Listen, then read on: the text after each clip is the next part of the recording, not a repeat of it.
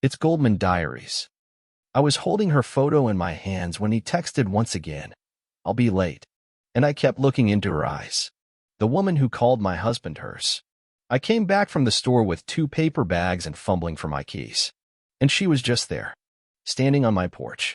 A woman, early 30s, shoulder-length dark hair whipped by the wind. She was holding a toddler's hand. Another kid, maybe 8, stood a few steps behind her, clinging to a stuffed bear. She looked up at me. Does Mark Miller live here? I froze. Yes. She slowly pulled out her phone and showed me a photo. Mark, on a beach, laughing, holding the toddler, his arm around her shoulders. I found this address in his notebook. His accounts are empty. His phone's off. I didn't know where else to go. I've got 2 kids. He's gone. I just needed to know where he is. Who are you? I said nothing. The silence stretched between us. She watched me, like she was waiting for something, an explanation, a reaction. But I had no words. She looked down at the kids, then back at me. If you see him, tell him Tommy asks for his daddy every night. Her voice broke. Tell him we're waiting. Then she turned, walked down the steps, down the path. I went inside, dropped the bags in the hallway. One split open. Apples rolled out across the tiles. I sat down, right there by the door. And I stayed there. For hours. No crying. No calling. Not even thoughts. Just silence. I didn't know what had just happened. Only that something in me had come apart, like fabric tearing, slowly, from the inside. When the kids came home, I told them I was tired. I sent them upstairs. I stayed on the floor. I didn't touch my phone. Didn't open the fridge. Didn't pick up the apples. Time didn't move that night. It just sat still with me. And then, at 2 a.m., the door creaked open. He walked in, as if nothing had happened. He didn't knock. He used his key. The door opened like any other night. He stepped in, set down his bag. I was still on the floor. He didn't notice at first. Then he paused, looked down at me. Sarah. I stood up slowly. My legs were numb. My hands were shaking, but I kept my voice even. A woman came today. With your children. She said you were her husband. He froze. Who is she? Milena. She says you're married. He looked at me, then said, I never married her. But we had a home. A life. She called me her husband. I didn't stop her. I stared at him. He didn't lie. Didn't deny. Didn't flinch. I didn't plan it that way, he said. It just happened. I thought I could make it work. Make what work? Both. Silence. My breath caught in my throat. You thought you could live 2 lives? He looked at me. Really looked, but his eyes were blank. No pain. No guilt. Just gray. Dead. I didn't want to hurt anyone. A laugh broke out of me, sharp and cold. You let her believe you were her husband. I didn't know how to stop. The words hung there like fog. Then I said the only thing that came to mind. Choose. He didn't. He picked up his bag again, walked past me, into the bedroom. 5 minutes later, he came out. I need time, he said. And then he left. He didn't slam the door. He didn't turn around. The next morning, his side of the closet was empty. His toothbrush gone. No note. 3 days of silence. Then a text. I need space. Please don't call. He didn't come back. I sat with my coffee and thought about the last 6 months. The late nights. The sudden weekend trips. His strange questions about schools in Oregon. The emergency withdrawal from our renovation fund in January. Back then, he said it was for repairs at the office. I believed him. I shouldn't have. He had been planning this. But a few days later, it became clear he wasn't planning to come back. By the end of the week, I called the university. They said Mark had just resigned. A few days ago. His phone, disconnected. Bank accounts, drained. Our joint savings gone. Even his mother didn't know where he went. I called her once. Her voice was stiff. He'll reach out when he's ready. But he never showed up or called. And I stopped expecting it. I stopped doing most things, honestly. I didn't cook. Just boiled water and poured it over instant noodles. Didn't sleep. Didn't change clothes for 3 days once. I lay in bed and stared at the ceiling. Some nights, I sat on the bathroom floor with the light off, letting the tiles chill my skin. I wasn't crying. I wasn't numb. I was just outside of myself. Josh didn't ask much. He was quiet, careful. He'd peek into my room like he was afraid of scaring me. Claire was harder. She snapped, slammed doors, rolled her eyes at silence. But I didn't explain. I couldn't. A week after he vanished, there was a knock on the door.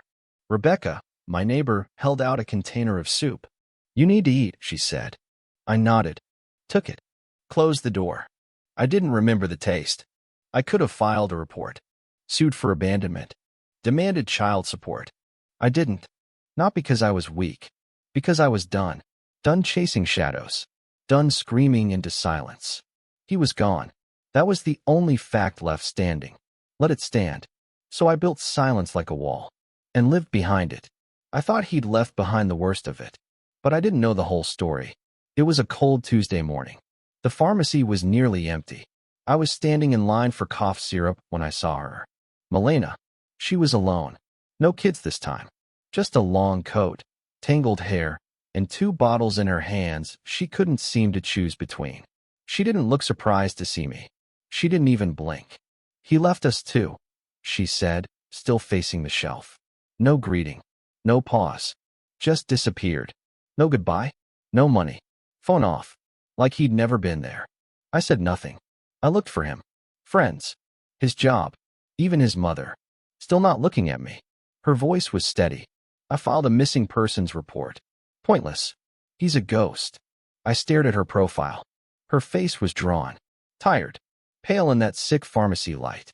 "I thought maybe you knew," she added quietly. "At first. But now I see. You're just as emptied out as I am." She turned then. For a second, our eyes met. No blame. No fury. Just 2 women standing on opposite ends of the same collapse. Then she picked up the cheaper bottle and walked to the register. I didn't follow. I went home. The house was louder now, even in silence. Josh had started humming constantly, like background noise. Kicking walls. Shutting doors too hard. Claire wouldn't speak. She'd barely eaten in 3 days. Her bedroom was locked most nights. That afternoon, she was already at the kitchen table when I came in. Arms crossed. Eyes sharp. She didn't wait. "You knew?" It wasn't a question. She stood up, her eyes still fixed on me. "I looked her up," she said flatly. "Milena. Found her on Facebook. She posted this a year ago." The photo slid across the table. "I wasn't fine," I said.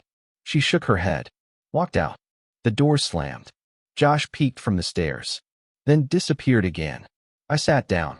Pressed my palms flat on the table. The photo was still there. Their faces smiling at some rented beach house. And I realized something sharp. My daughter wasn't angry at him. She was waiting for an explanation from me. I tried to talk to her. Not once. Many times. In the kitchen while she washed dishes. In the hallway as she put on her coat. At night, standing outside her locked bedroom door. Every time, my words stopped mid-throat. There was a wall between us. Too thin to break without bleeding. Too thick to pretend it wasn't there. Once, I stood in the hallway with her laundry basket in my hands. She passed me without a glance. She used to hug me when I folded her sweaters. Now she walked right through me. Josh kept quiet. His way of surviving. But Claire, she sharpened in silence. And then came Myra, his mother. She arrived with a plastic bag of oranges and a face like a courtroom. She sat at the table, her coat still buttoned. Didn't ask how we were. Didn't offer help. Just looked around, as if taking inventory. "I always knew he struggled with consistency," she said finally. I blinked. "He's your son," I said. She nodded. "He was never very good at long-term things.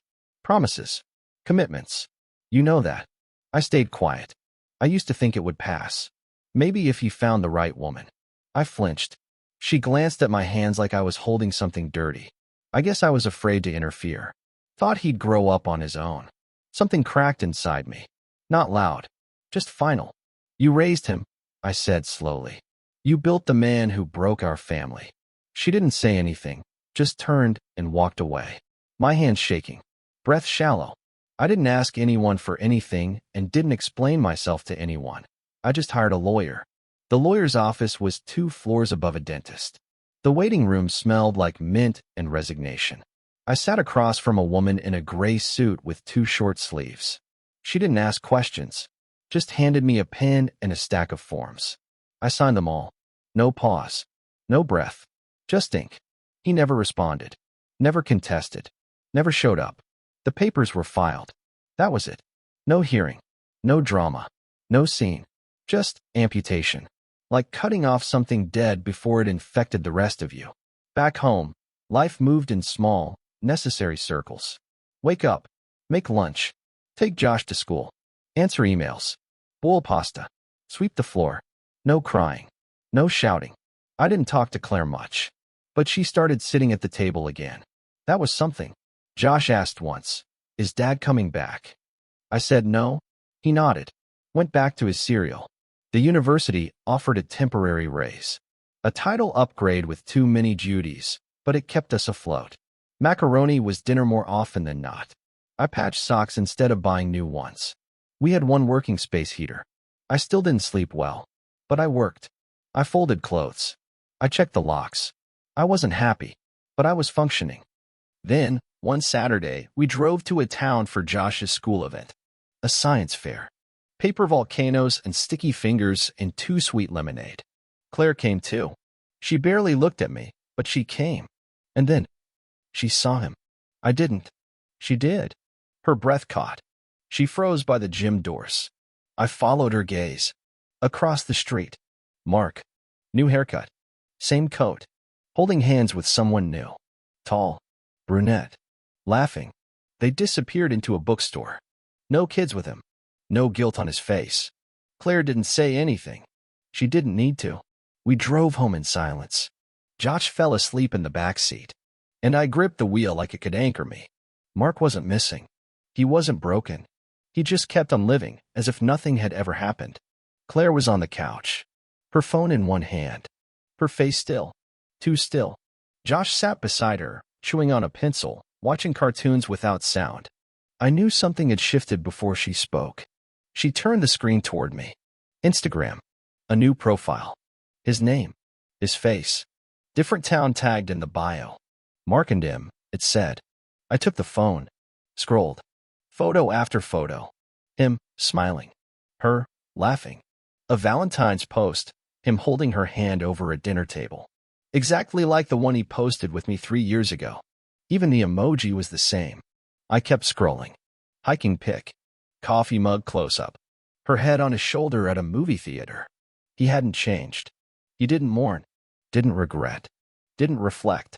We sat in silence. Claire took the phone back. That night, I couldn't sleep. Not from pain. From fury. A deep, shaking, airless kind of fury that wouldn't settle. At 2:40 a.m., I got out of bed. Paced the hallway.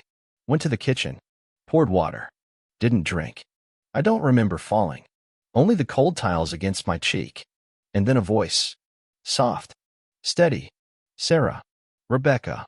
She must have seen the kitchen light from her window. She helped me sit up. Wrapped a blanket around my shoulders. Boiled tea. We sat at the table. We sat for several hours, drinking tea, talking. That night with Rebecca was the first time I felt human again. In the morning, I walked into the kitchen to make coffee and saw it, folded once, tucked between the fruit bowl and the half-empty cereal box. A note on the table from my daughter. I was unfair. I'm sorry. I stood there holding it like it might vanish if I moved too fast. I didn't cry. I didn't rush upstairs to hug her. I folded the paper and slid it into the pocket of my cardigan. A shift. The first crack in the glass wall between us. At dinner, she passed me the salt without being asked. Josh joked about his project exploding. I laughed. Real. That night, Claire left her bedroom door open. I paused outside. Watched her reading under her blanket. She looked up. Saw me. Didn't flinch. I nodded. She nodded back. The next morning, I cleaned the windows. Hung up a new shower curtain. Watered the plants. We were still quiet. Still careful. But we were next to each other now. And then he came back. It was a Thursday. Just after 7. The kids were upstairs. Dinner plates in the sink. I opened the front door to take out the trash. And there he was. Mark. Same posture. Same voice. Can we talk? He said it like a man who's used to being let in. Like everything in between could be folded and forgotten. I didn't flinch. He shifted his weight, looked at the floor. I don't know why I'm here, he said. I thought maybe. Never mind. I held the door just slightly open. I looked at him, and then said, no. Just that. Not cold. Not angry. Just done. I began to close the door. He didn't stop me. Didn't raise his voice. The latch clicked. I leaned against the door, eyes closed. That was it. The end of it. I'm not happier. I'm not brand new. But I live. Some nights, I still lie awake. Some mornings, I hum while making eggs. Some days, I look at the sun through the curtains and wonder, did he ever really exist? Or was he just the part of me I finally outgrew? Thank you for listening to the story till the end. What shocked me most wasn't just the betrayal, it was the ease with which he erased them both. 2 women. For children. Deleted like old files. Write in the comments what you think about all this. Subscribe, more untold stories are on the way.